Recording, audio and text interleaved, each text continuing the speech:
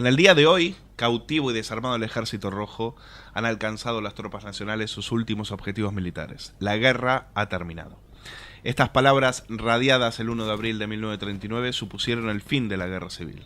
Este mes se han cumplido 75 años de la conclusión del acontecimiento más trascendental del siglo XX en España, una contienda sangrienta que acabó con el sistema republicano y preparó el terreno para la instauración de un sistema dictatorial al frente del general Franco. La Esfera de los Libros ha lanzado una edición ampliada y revisada de uno de los libros claves para entender la contienda, Los mitos de la guerra civil, de Pío Moa. Don Pío, bienvenido una vez más a Periodista Digital y enhorabuena por esta Muchas gracias. Nueva edición, que ya van ¿cuántas? Bueno, esta es la 43, 44 más 44, o menos. por ahí, sí, por ahí ya. O sea que es el libro más vendido sobre la guerra civil probablemente de todos los que hay, seguramente, de todos los que se hayan publicado. Por lo menos desde hace 10 años. Por lo menos desde hace 10 años. Quizás tenga que señalar que la guerra civil no fue entre republicanos y nacionales, sino entre el Frente Popular y los nacionales. O sea, el Frente Popular previamente había destruido la legalidad republicana. De eso vamos a hablar. Sí, sí. Efectivamente. De eso vamos a hablar. Antes de entrar en el libro, hoy salió una viñeta del Roto en El País que me llamó mucho la atención y la quería comentar con usted. Dice, ¿qué importa si la historia es falsa, si el sentimiento es verdadero? Tiene que ver con lo de Cataluña y bueno, no es que el Roto suscriba esas palabras, sino que lo traía a colación porque en el dibujo aparece alguien con la bandera catalana. Pero me pareció una frase que también está en conexión con el libro, ¿no? ¿Qué importa si la historia es falsa, si el sentimiento es verdadero? Efectivamente, se puede falsificar la historia y sobre esa falsificación crear un sentimiento que nunca es verdadero. O sea, no es verdadero el sentimiento. El sentimiento basado en hechos falsos es siempre hay algo de falso a su vez. Tiene algo de falso a su vez. El separatismo, bueno, estamos hablando del separatismo, pero en general, muchos sentimientos que se han creado en estos años han sido sentimientos lamentables, sentimientos de odio, sentimientos de rencor, de reconstruir un poco la historia, pero tratando de vencer a Franco cuando Franco... En fin, yo digo muchas veces, los únicos que tienen derecho a proclamarse antifranquistas son los que lucharon contra Franco. Los que luchamos contra Franco, lo que pasa es que yo actualmente no me considero así, ¿no? ¿Y quiénes lucharon contra Franco? Los comunistas y los terroristas. No hubo más oposición real. No hubo demócratas en las cárceles de Franco. Sin embargo, se han apuntado al carro después montones de personas que no solo prosperaron y vivieron tranquilamente en el régimen franquista, sino que además vivieron como funcionarios que vivieron en el aparato administrativo del franquismo. Y ahora los vemos echando pestes del franquismo. Pero hombre, ¿qué me dice usted? Cuando usted tenía que ser antifranquista era entonces, no ahora. O sea, usted me está engañando. Usted me está creando unas ideas que no tienen base ninguna. Y si lo hace es por alguna razón, porque también es verdad, o sea, yo como casi todo el mundo hemos cambiado. Hemos cambiado de posiciones, etcétera. Pero un personaje público, cuando cambia, tiene que explicar por qué ha cambiado. Lo que no puede hacer es que un día aparezca con unas ideas y otro día aparezca con las contrarias. Eso no... Sentimientos de odio y de rencor también han generado este libro, y a usted muchas veces se le echa en cara, no argumentos en contra del libro, sino simplemente pues se le dice que usted no era historiador, que no tenía derecho a escribir ese libro y un montón de acusaciones. ¿Por qué ha molestado tanto este libro en ciertos sectores? Ha molestado por dos razones fundamentales. En primer lugar, porque se ha difundido mucho, cosa que a ellos, si no se hubiera difundido, a esta gente que me descalifica, normalmente la verdad o la falsedad de la historia no les importa mucho. Si no se hubiera difundido, como hay otros libros que hay que no se difunden, que han quedado en el olvido, pues a ellos les da igual, pero se difundió mucho. Y en segundo lugar, porque no han podido rebatirlo. Es decir, yo he sufrido muchos ataques personales, como los que usted ha dicho, y mucho más serios, intentos de censura, bueno, hay una anécdota que la cuenta en el prólogo, la entrevista que le hace Carlos Dávila en Televisión Española, donde prácticamente los sindicatos de la cadena pidieron la cabeza del periodista por haberle entrevistado, ¿no? Y pidieron además que no se no se me volviera a permitir ir a la televisión, que por cierto no he vuelto. Entonces, claro, Dávila decía, bueno, yo he traído aquí a Preston, he traído a Pío Moa, como he traído a cualquier otra persona. Esto es, cada uno expone lo que quiere en una democracia y ya está. Pero estas personas no son demócratas, Se llaman antifranquistas, pero no son demócratas, porque una gran confusión que ha habido después en la transición es confundir el antifranquismo con la democracia. Antifranquistas, insisto, éramos los comunistas y terroristas. No había un antifranquismo real, aparte de ese. Había gente, sí, que se quejaba, pero que estaba muy bien, y vivía muy bien y se adaptaba muy bien al régimen. O sea que esa historia, ese mito, es uno de los mitos que hay que echar por tierra. Porque si no, lo que se está creando es una situación en que, como decía la tragedia clásica, los muertos matan a los vivos. Es decir, explotando el sentimentalismo falso hacia los muertos, se están creando rencores que son muy peligrosos para los vivos de ahora. Bueno, muchos vivos de ahora se pueden ver en las marchas de protesta, por ejemplo, donde no aparecen banderas españolas, pero sí aparecen muchas banderas republicanas.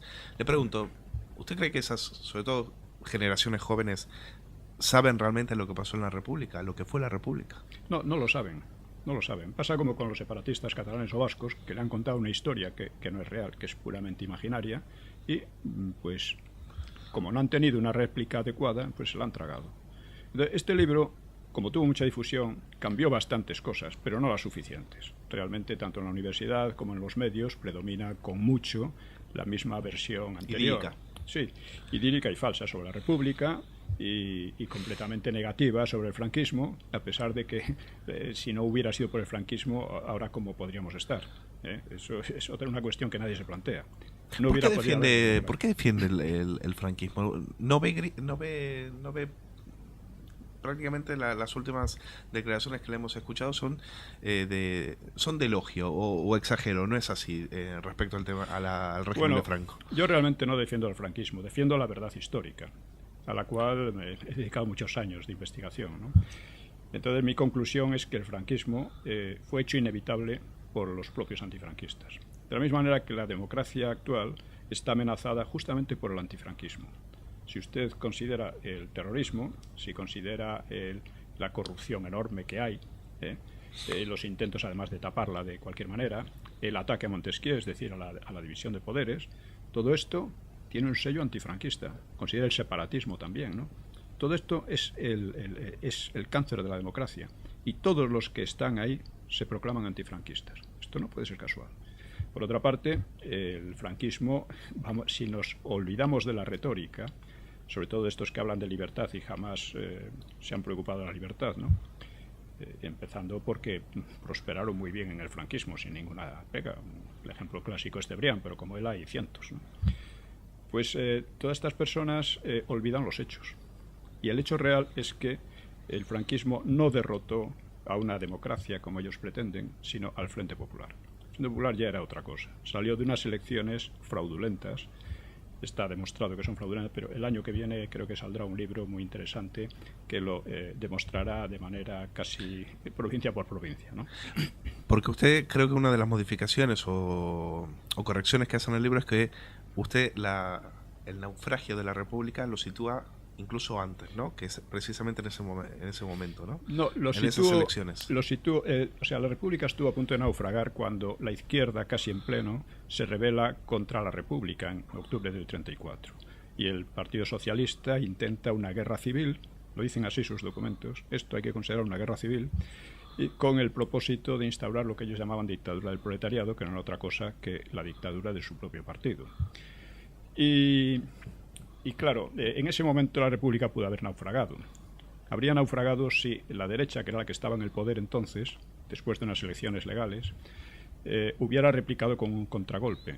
Si hubiera sido una derecha fascista, como decían las izquierdas, no era fascista. Al contrario, salvó la legalidad republicana, salvó la República entonces.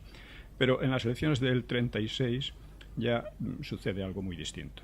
Son elecciones fraudulentas, el Frente Popular se hace con el poder de una manera que no es democrática en absoluto. Esto además no hace falta más que leer a Azaña o a Alcalá Zamora para darse cuenta de que fue así, ¿no? Y a partir de ahí comienza un periodo revolucionario muy violento.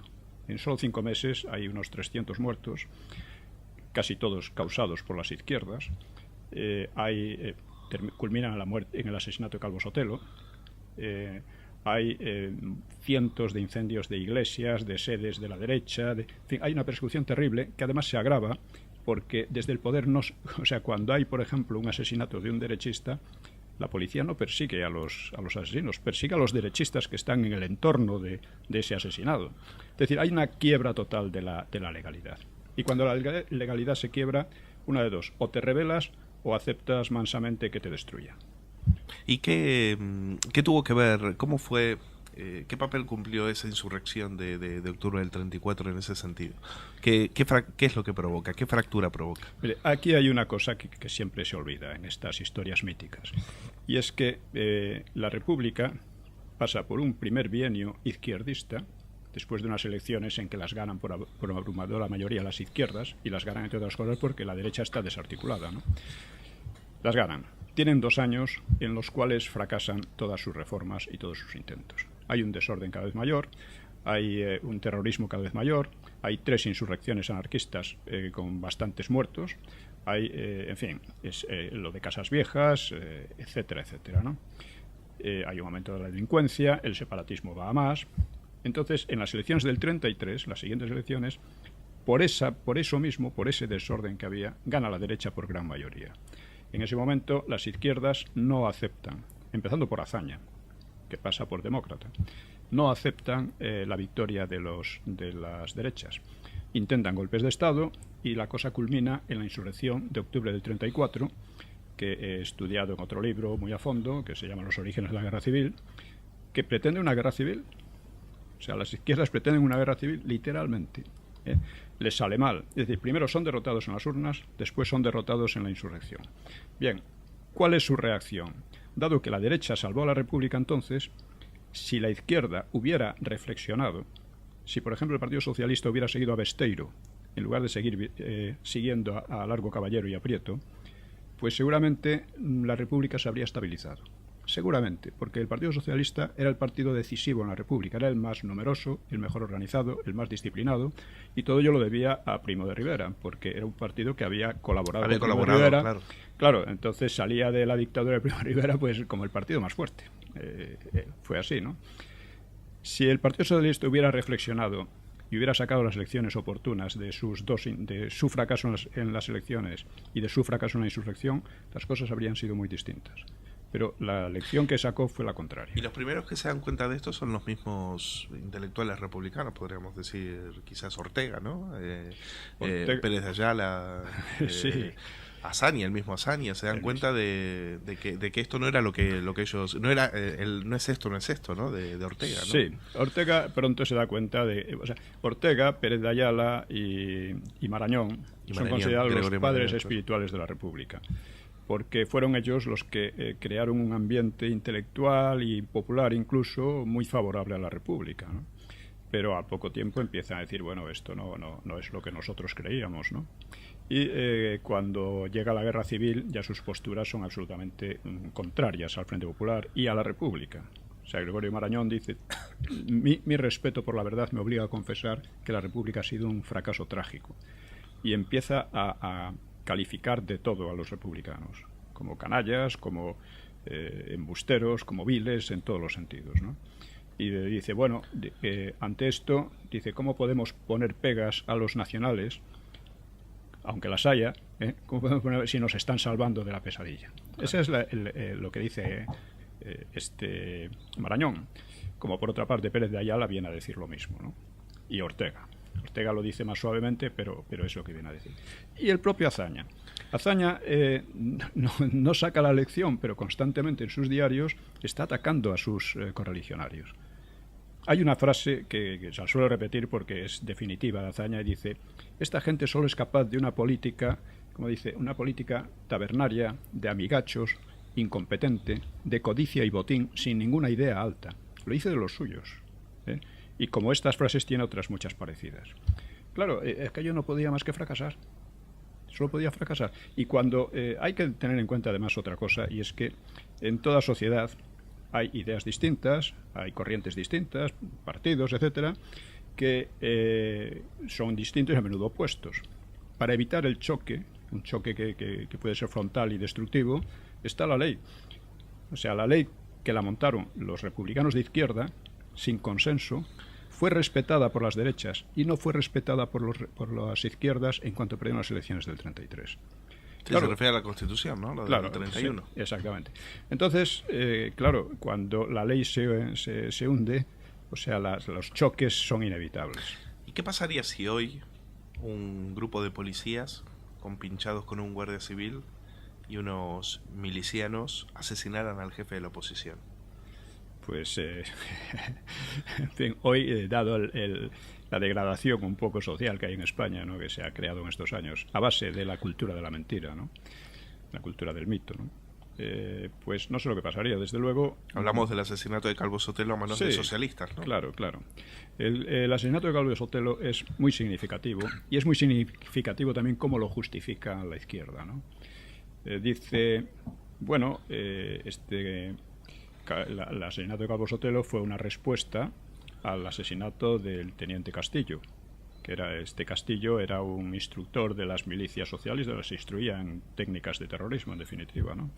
Era un señor que había estado en la insurrección del 34, es decir, un izquierdista típico, y fue asesinado por un grupo, parece ser que de carlistas, otros dicen falangistas, no está del todo claro, y fue asesinado efectivamente, podríamos decir, por un grupo terrorista. Si usted equipara ese asesinato de un teniente, como había habido otros muchos de muchas personas, ¿no?, con el del jefe de la oposición, está diciendo dos cosas. Primero, está equiparando cosas que no son iguales, porque la trascendencia política, humanamente puede ser, pero la trascendencia política es inmensamente superior cuando es asesinado el jefe de la oposición. Pero además está diciendo otra cosa. Está diciendo que la policía era un grupo terrorista también.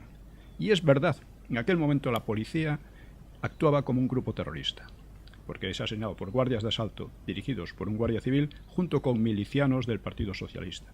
Y es uno de estos milicianos el que asesina directamente a Calvo Sotelo. Todo esto es muy significativo. O sea, lo que hay es un clima prerevolucionario porque quizás se piensa que la república es solamente un estadio anterior hacia lo que ellos quieren, que es una república soviética, ¿no? Algo lo más parecido al comunismo soviético. Sí, ¿no? hay un problema, es que las izquierdas eran muy desiguales. Estaban unidas básicamente por una opinión negativa, es decir, contra la derecha y contra la Iglesia. Sí. Era lo único que las unía. Fuera de eso estaban los anarquistas, que eran revolucionarios, pero querían una revolución muy distinta de los socialistas, porque en el periodo previo a la guerra, o sea, previo al 18 de julio, en las huelgas que hacen unos y otros, empieza a haber asesinatos entre anarquistas y socialistas, que luego durante la guerra pues fueron muchísimo más, ¿no? Pero ya empiezan a haber entonces, ¿no? ¿Había otra salida que no haya sido la sublevación del 18? ¿Cómo tenemos que entender eso? ¿Como un ataque a la democracia, como un golpe de Estado, como una sublevación o como una media defensa? Bueno, la idea era un golpe de Estado, un golpe rápido, era la idea de Mola, pero eso fracasó enseguida. Y entonces se convirtió en una guerra civil. Pero en principio la idea no era una guerra civil como la que pretendían los los socialistas y los separatistas catalanes, sino que era un golpe republicano. Iba a mantenerse la república, sería una dictadura breve, pero aquello fracasó desde el primer momento. Ahora que dice lo de golpe republicano, ¿no tuvo Alfonso XIII no financió ese intento, ese golpe? Alfonso XIII no tenía dinero para financiar nada. Quien lo financió, por supuesto, la CEDA, lo financió Cambó, lo financió March, pero estos eran pequeñeces, o sea, pequeñeces al lado de lo que era del dinero que quedó en manos del Frente Popular, porque claro, cuando fracasa el golpe de la derecha, el Frente Popular parece que va a ganar por narices.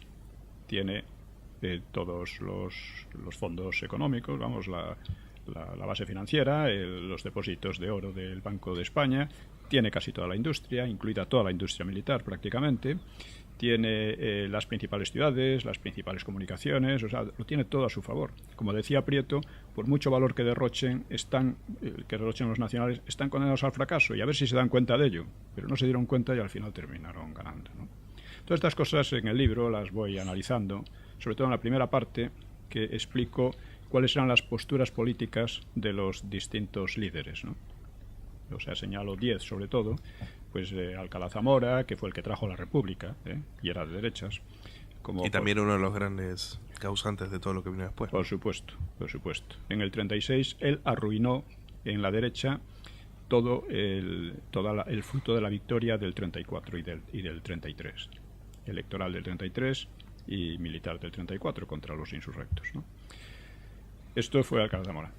Trato de lo que... Háblenos de Companys, por ejemplo, que habla en el libro, también le dedica un capítulo. Companys. Sí. Companys es un tipo que define muy bien el separatismo catalán. Él llegó al separatismo partiendo de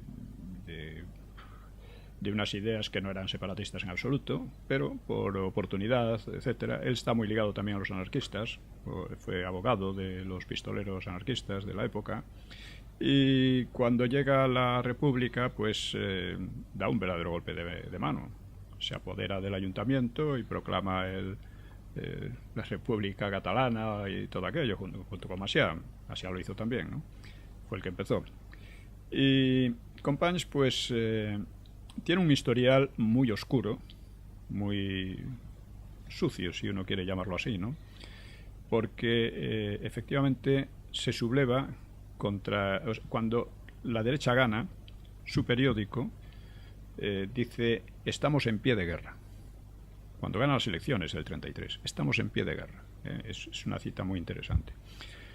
A continuación se une, y primero intenta unirse con Azaña para un golpe de Estado, que no funciona porque los socialistas tenían que contar con los socialistas se niegan. Finalmente los socialistas dan el golpe, dan el golpe, inician la insurrección, ¿no? En octubre del 34, y Companys, pues, ¿qué hace Companys? Pues se une. Se une. Luego dice que él no tenía nada que ver, que había hecho todo aquello porque temía un complot anarquista, o sea, unas cosas demenciales, ¿no? Que claro, no le sirvieron de nada. Luego tiene otras historias porque, entre tanto, hay un lío muy curioso, mezcla de faldas y de celos y otras cosas, que lleva al asesinato del que había sido Miquel Badía y de su hermano, que Miquel Badía había sido el consejero de gobernación de la Generalitat en tiempos anteriores, ¿no? Y que era acusado por los anarquistas de torturas y asesinatos y eso. El caso es que por estas cosas de celos, Companys hace asesinar por unos anarquistas, porque mantenía relación con ellos, a Miquel Badía y eso. Esto hace que el grupo Estat Català, que estaba integrado en la Esquerra, este grupo rompe con la Esquerra. Hay un asesinato de un confidente de la policía de Companys, un travesti de la zona del barrio chino de Barcelona, y hay finalmente un intento, un complot para asesinar a Companys ya en plena guerra. Esto lo novelo en la novela Sonaron gritos y golpes a la puerta, pero aparte de eso está bien documentado, ¿no? Entonces, hay una serie de personajes que intentan acabar con Companys como venganza por lo que había hecho y porque decían que Companys era demasiado blando con los anarquistas. El complot se descubre y el resultado es algunas muertes más. El presidente del Parlamento, que estaba también mezclado, tenía también una amante en el paralelo y todo eso, pues le permiten escapar a Francia, más o menos, o escapa de mala manera, pero a otro que era el jefe de policía y que los anarquistas le acusaban de una serie de robos, pues el jefe de la policía, que se llamaba Revertés, dice que si no lo sueltan va a sacar todos los trapos sucios de Companys. Companys hace que le suelten con la promesa de que lo van a llevar a Francia y poco después aparece en una cuneta al lado de la carretera. Son cosillas de estas cosas que son muy reveladoras del tipo de política que se hacía entonces, ¿no? Entre los mitos también aparece, entre los mitos desmontados en el libro, aparece también el de Guernica, el bombardeo de Guernica, que fue según explica en el libro, una operación de propaganda británica. Sí. Cuéntanos un poco sobre eso. Bueno, los mitos hay que ver cómo se crean. Se crean a base de repetir y repetir. A menudo alguien empieza con una mentira y otros muchas veces por pereza, por no contrastar las fuentes, pues lo siguen. Se repite y todos se apoyan unos a otros y al final parece que es verdad, ¿no? El mito de Guernica consiste en la idea de que los alemanes bombardearon Guernica con la idea de hacer un experimento de guerra aérea contra la población civil, que sería un experimento de cara a la guerra mundial, y que no tenía valor militar, etcétera, ¿no?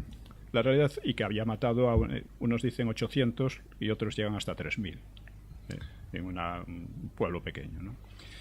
La realidad es muy distinta. Ha sido estudiada por Ramón Salas Larrazábal sobre el terreno, con los registros, etcétera, y no cabe la menor duda. Los muertos fueron como mucho 126, como mucho. Pudieron ser algunos menos. Luego la villa quedó incendiada porque en el bombardeo, como eran casas de madera, gran parte de ellas, pues aquello prendió como la yesca, y es verdad que eso fue un producto del bombardeo. Eso da algunas fotografías de la época, son impresionantes por eso, ¿no? Pero también ocurre que los bomberos de Bilbao tardaron 3 horas en ir a sofocar el incendio y se marcharon sin haberlo sofocado. Es decir, que queda. Luego, los nacionales cometieron ahí el error de decir que Guernica la habían incendiado los propios izquierdistas, ¿no? Que fue un error, pero que se basaba en precedentes, porque en Irún y en Eibar, y luego lo harían más tarde en Asturias y otros sitios, lo que hacían al retirarse era quemar poblaciones enteras, ¿eh? O sea que eso no era tan disparatado como parece. Bien, el caso es que en Guernica, ¿cuál fue la realidad de Guernica? Bueno, murieron 126. Fue una operación aérea mandada por el jefe de la aviación alemana, que era Richthofen, en la que participaron también italianos, que nunca se dice, pero que es verdad, y fue en contra de las órdenes de Franco de no atacar poblaciones civiles. Es decir, existen esas órdenes de Franco de no hacerlo, cosa que no existe por parte del Frente Popular. El Frente Popular se jactaban en sus partes de sus bombardeos sobre ciudades. Que también atacaron. Sí. Bien, entonces hay una cosa muy curiosa, muy llamativa, y es que el PNV entonces, Aguirre, etcétera, pues llaman a resistir a ultranza, a luchar hasta el final, no sé qué, e inmediatamente al mismo tiempo intensifican sus contactos con los fascistas italianos para rendirse por separado y causar un desastre a sus aliados del Frente Popular. Porque claro, el PNV se suma al Frente Popular, ¿por qué? Siendo un partido católico. Pues porque piensa que el Frente Popular va a ganar, como pensaba casi todo el mundo al principio, pero entonces empieza a ver que no va a ganar y entonces intenta pues chaquetear de alguna manera, ¿no? Entregaron toda la industria pesada de Bilbao que la izquierda había ordenado destruir, se entregaron intacta a Franco y después pues capitularon por su parte y dejaron un hueco enorme en las defensas del Frente Popular, causando que Franco consiguiese su primera victoria de masas, ¿no? En Santoña, en Santander, vamos. Como siempre el PNV jugando a dos bandas, ¿no? Y después en el franquismo haciendo de espías de los americanos, ¿no? Sí, en el exilio, ¿no? En el exilio. Como eran todos amigos y tal, pues lo hacía y espiaba, que el CDI le pagaba muy bien, por cierto. Con lo cual, llegando a este punto, ¿qué complejos queda todavía de aquello, sobre todo en la derecha? Porque basta uno encender hoy el televisor para que aparezca un chico joven con coletas, la ropa raída, llamando a uno franquista, fascista y demás. Esto la culpa la ha tenido la derecha, sobre todo a partir de Suárez. Suárez hizo la transición renunciando a lo que llaman los comunistas la lucha ideológica. O sea, que el primer acomplejado es Suárez, ¿no? Sí, más que acomplejado, él no era acomplejado. Él simplemente pensaba que eso le venía bien para pasar por demócrata. Claro, se hace la transición una cosa extraña porque no hay demócratas. Unos vienen del franquismo, que no era democrático, y otros vienen de la oposición, que era mucho menos democrática todavía. Bueno, usted tiene un libro sobre la transición. Sí, efectivamente.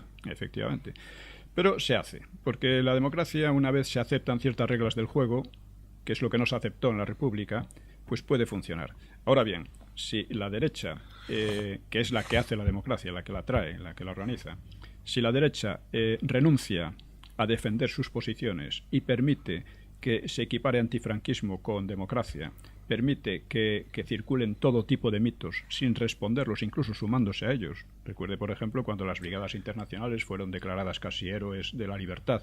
Era un ejército de Stalin, literalmente, ¿eh?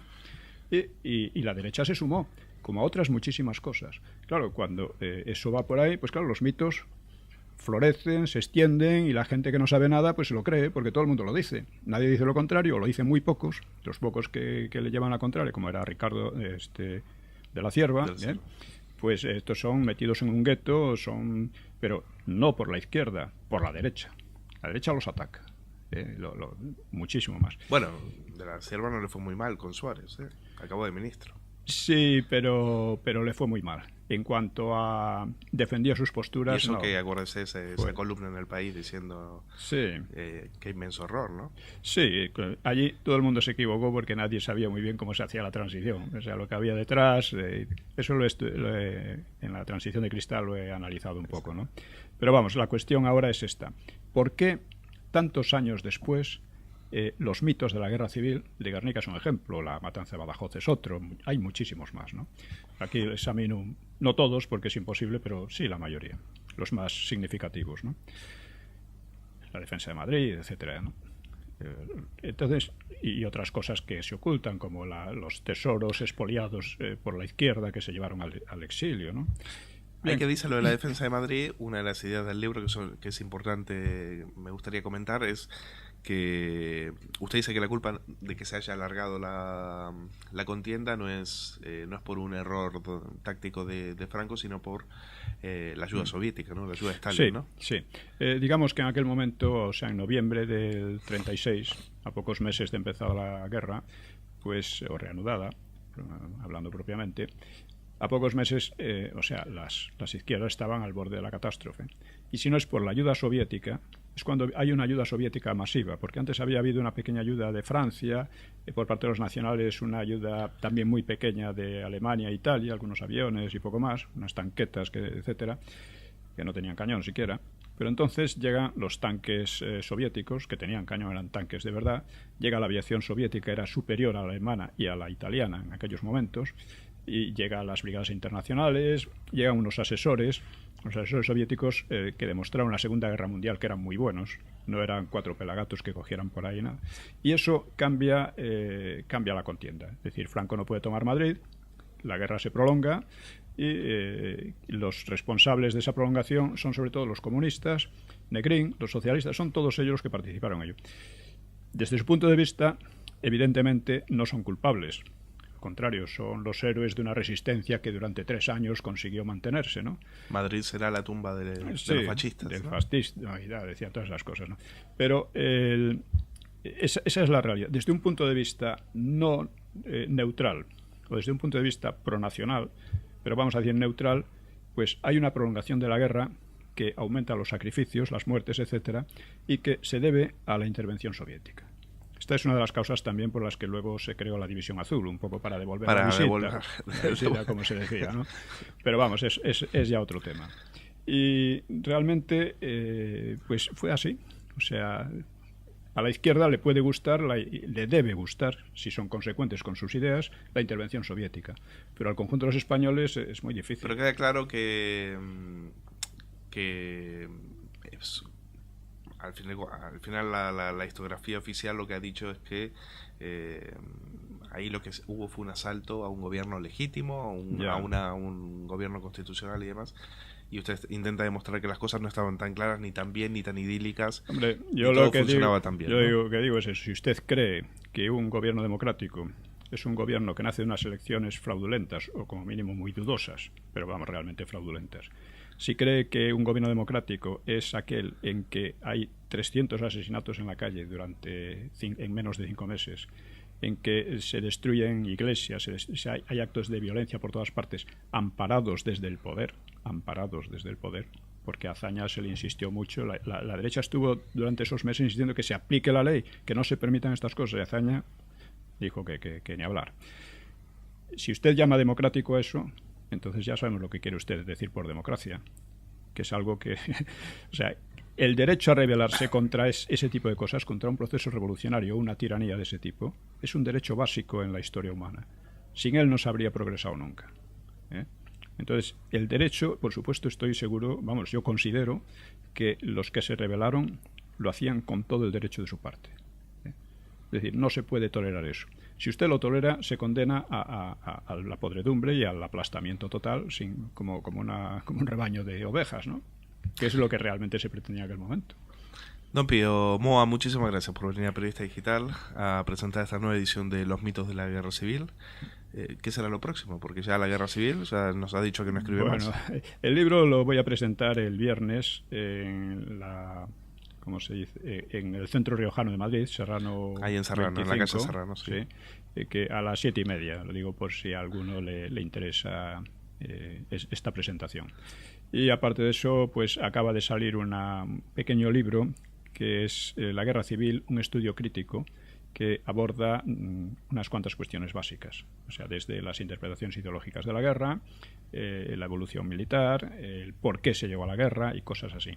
Entonces, es un libro pequeño, muy condensado, que está en una editorial que se llama Fajardo el Bravo. Tiene un nombre curioso, pero... Fajardo el Bravo. Sí. Bueno, pues, don Pío, muchas gracias. Muchas gracias a ustedes.